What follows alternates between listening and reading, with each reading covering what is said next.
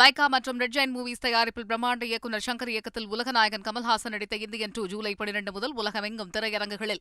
சென்னையில் இடிக்கப்பட்ட பிள்ளையார் கோவிலை மீண்டும் கட்டித் தருவதாக சென்னை உயர்நீதிமன்றத்தில் அறநிலையத்துறை தரப்பில் தெரிவிக்கப்பட்டுள்ளது.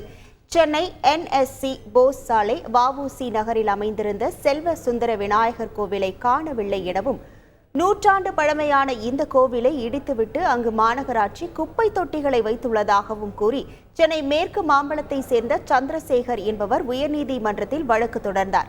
இந்த வழக்கு பொறுப்பு தலைமை நீதிபதி மகாதேவன் மற்றும் நீதிபதி முகமது சஃபீக் அமர்வில் விசாரணைக்கு வந்தது. அப்போது அறநிலையத்துறை தரப்பில் ஆஜரான சிறப்பு அரசு பிளீடர் அருண் நடராஜன் கோவில் அமைந்திருந்த பகுதியில் வைக்கப்பட்டிருந்த குப்பை தொட்டிகள் அகற்றப்பட்டு விட்டதாகவும், மீண்டும் கோவில் கட்டி கொடுக்கப்படும் எனவும் தெரிவித்தார். இதை பதிவு செய்த நீதிபதிகள் வழக்கை முடித்து வைத்தனர். லைகா மற்றும் ரெட் ஜெயண்ட் மூவிஸ் தயாரிப்பில் பிரம்மாண்ட இயக்குநர் சங்கர் இயக்கத்தில் உலகநாயகன் கமல்ஹாசன் நடித்த இந்தியன் 2 ஜூலை 12 முதல் உலகமெங்கும் திரையரங்குகளில்.